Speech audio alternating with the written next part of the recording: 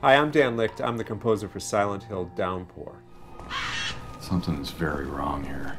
The Silent Hill world is dark and fraught. It's actually a very emotional game in a lot of ways. Generally, it seems like there's a backstory of loss. The main characters have, something that's at stake that's important to them. I try and make it expressive, but dark, emotional kind of world. It's not all about like psycho string stabs. There's some of that, obviously, but a lot of it's about mood. Silent Hill is always misty. A lot of the shots are at night, so the music is sort of kind of dark and misty too.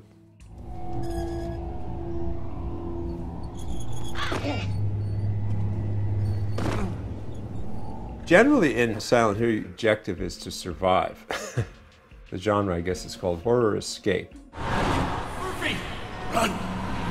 You're always trying to get somewhere and solve a mystery, figure out what happened to this person. You're trying to find someone or save someone or help someone. But a lot of it is just to get from point A to point B without getting killed. I think what a lot of people like about it is that even if there's no monsters attacking you, it's sort of the walking around this creepy, deserted town is a kind of a cool feeling, and that you are free to go in different buildings.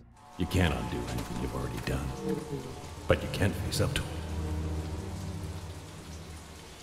What? Who's there?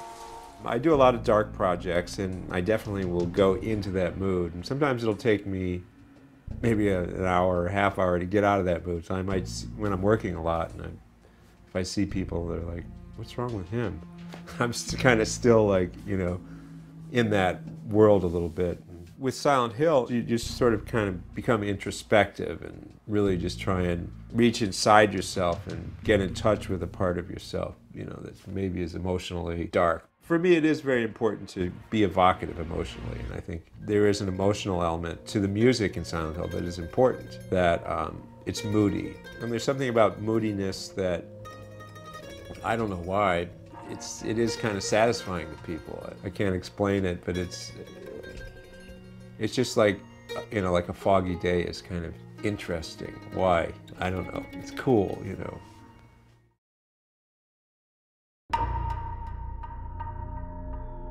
Silent Hill is my first game scoring experience. It's been really interesting because not only am I scoring to picture, I'm scoring to the gameplay as well, which is kind of fun because doing TV and film, everything is to picture. It's actually nice to get back to what I used to do. It was just music. Man, cut the bullshit. What is this place? The first thing I do is create the sound of the world. So that would be doing sound design, sampling instruments, creating patches, just deciding what instrument's going to be, and then writing themes, making percussive loops. I tend to, as much as I can, make all of my own original loops and sounds. Hello? Anyone here? So the similarity between working in the film and TV world and the game world is that I try to create a sound world that exists there. In the game world, they're actually creating a world as well. My first job is to figure out, okay, what is the music that's in this world? Guess this is it. No fond farewell? You gonna miss us? Not even a little. Move them out! I'm definitely creating themes for Silent Hill. They're not necessarily sweeping orchestral themes. I'm definitely, using thematic material. I find themes to be evocative. That's why I like to work with thematic ideas. And sometimes a theme can be just a rhythmic theme. People always think themes have to be melodic, but a theme can be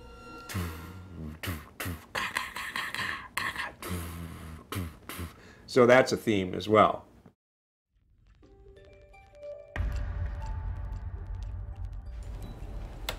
I think you're going to want more. Oh, we're not singing, so there is no level there. Just starting on the creative process for a project. With the computers now, there's just millions of sounds that can be at your fingertips at any moment. So then the question becomes, how do you find the right sound?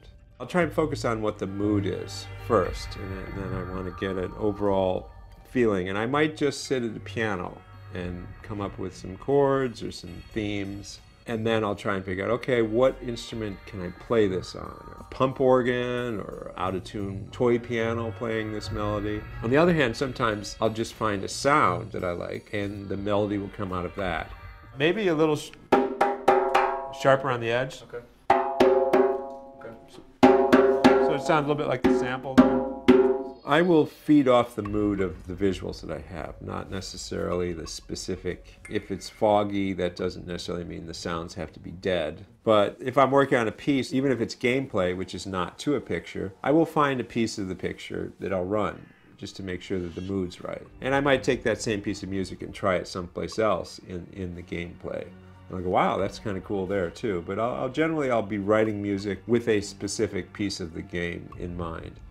You know, sometimes you don't have the game. I mean, you might be just given stills, and then I'll set them up on iPhoto with, you know, dissolve so that at least it feels like I'm moving through a game.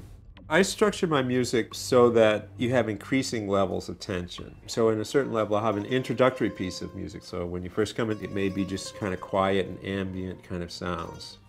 And then a second piece might come with a percussive vamp where the tension is increasing. Then there'll be, say, another one with a few more instruments. So I tend to layer and build so that things feel like they're going forward. And then if a character comes forth and you get in a fight, then a whole new kind of music will be cut in during the fight.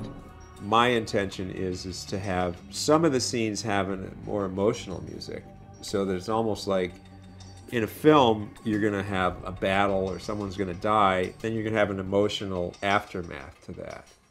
So I'm seeing some of the dark music coming in certain scenes where if you looked at it visually, you wouldn't necessarily have to go that way. What the hell is this? I did ambient loops first. A lot of it I started with the loops, with percussion, and then I would, you know, base some of the composition would be inside the loop, what works around the loop. It's finding the first sound to create the mood, and then you layer on top of that. I might add vocals, I might add guitar parts, mandolin parts, just to try and create the dimension. I always try and have space in my music. You'll have something that's right here, and you'll have something that's here, and then you'll have something that's out there. So in the same way that in the game world you have foreground, medium, background, musically I try and do the same thing so that the music feels rich, that it feels like it's part of the world. And sometimes it's just chance. Chance is the most exciting part of it. Go through it and think, wow, that's really cool. Since I was a kid, I was always into playing around with sounds. Like I'm walking down the street, and if there's a fence or something, and I'll take a stick and I'll go, you know. I've just always been interested in that. So I think that's translated just from childhood to how can I make a different sound on this guitar. Some of my earliest musical experiences playing in a garage rock band. Growing up in Detroit, playing Rolling Stones, and Jimi Hendrix, and Cream. That's kind of where I started. And then I got exposed to jazz and got a little more sophisticated, John Coltrane and some of the modal jazz. Started listening to world music. There was a DJ in Detroit on whatever the public station was who had a midnight to 4 a.m. show, and he would just play just great stuff. He would go between like Herbie Hancock, Sleeping Giant, super weird, funky Herbie Hancock sextet stuff. And then he started playing Balinese music, and then there'd be some obscure jazz thing. And I would just lay up all night listening, and I'm like, wow. I just got exposed to the world of music. I mean, coming from outside of Detroit, which is kind of suburban, to just going to the middle of the East Village in the 80s, it was just crazy stuff going on. But it was exciting. You know, Miles Davis lived across the street from my friend's girlfriend, and we used to go and hang out with Miles. Miles would just be like hanging out in front of his place, and you know, we just like, hey, Miles, what's happening? You know, and he'd invite us in sometimes. It was just like New York City, everything was there. You know, the whole punk movement was happening at the time. You know, I played in a crazy band at CBGB's, this experimental rock band. It was just completely free expressionist rock. I mean, it was just like, just pure noise, you know, really loud, you know, fast noise. In doing my film and game music and TV music, I've always approached music the same way. It's like, how can I make something sound different and new. Like I'll pick up an instrument and I'll go, what would this sound like bow? So I applied that kind of the avant-garde experimental music to as much mood as I can in terms of my composing. I first got involved with the project. I think Konami had reached out to me through my agent, and I was really excited about it because I saw it as a good opportunity to bring my sensibilities into the world of Silent Hill. It seemed like a good place to experiment with. I've done a lot of sort of dark music. I mean, I started doing horror films. It was the first, I did a vampire film when I first moved to California here. So I started out in the dark genre. And this seemed like a really good opportunity to just experiment and expand kind of the type of music and the world of music that I'm working in. Hope you find whatever it is you're looking for. What's exciting about working on Silent Hill and getting involved in the whole world of Silent Hill, to me, is that it's a chance for me to expand my artistic sensibility into a new realm. There's different demands in the game world, and there's a certain amount of freedom that I really appreciate. And the whole Silent Hill world itself has a good reputation for music. Music is a very important part of Silent Hill, so I consider it to be an honor to be asked to step in. Something wrong, son? So far, I've had a really great time working with Konami. Everyone seems really fun and into their job and into the games, and I've been given a lot of creative freedom, which is, really exciting. It's just been a great group of people to work for.